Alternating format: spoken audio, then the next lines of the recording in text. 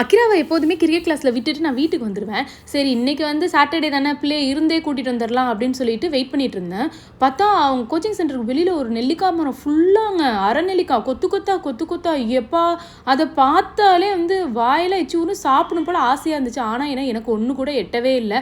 சரி ஓகே, என் ஹஸ்பண்டும் ஃபோன் பண்ணி நான் வந்து உங்களை பிக்கப் பண்ணிக்கிறேன் அப்படின்னு சொன்னாங்களா. வெயிட் பண்ணுவோம், நம்ம ஆள் வந்தாங்கனாலே அதை வந்து நின்றுக்கிட்டு இப்படி சும்மா தொட்டாலே போதும் இழுத்துடலாம் அப்படின்னு நினச்சேன். அதே மாதிரி வந்தோடனே பறித்து கொடுத்தாங்க. எப்படியும் 1 கிலோவுக்கு மேலே தேருங்க அந்த அரை நெல்லிக்காய். அதில் பாதியை வந்து என் தம்பி வீட்டுக்கு கொடுத்துட்டு பாதியை நான் வீட்டுக்கு எடுத்துகிட்டு வந்தேன். கழுவிட்டு பாதியை அதுலேயும் பாதியை வந்து உப்பு போட்டு ஊறுகாய்க்கி வச்சுட்டேன். மீதி கழுவி வச்சது தான் போதும். நான் இப்படி போயிட்டு வரதுக்குள்ளே பாதி இதை காணா ஹீராவே காலி பண்ணிட்டேன். போதும்டி இவ்வளோ சாப்பிடாது அப்படின்னா கேட்கவே இல்லை. அம்மா ப்ளீஸ்மா இன்னும் ஒன்றுமா அப்படின்னு சொல்லி கேட்டுக்கிட்டே இருந்தால், அதுவும் உப்பில் ஊறப்பட்டது இருக்குது பாருங்கள். அடடா சொல்ல வார்த்தையே இல்லைங்க, அவ்வளோ டேஸ்ட்டாக இருந்தது.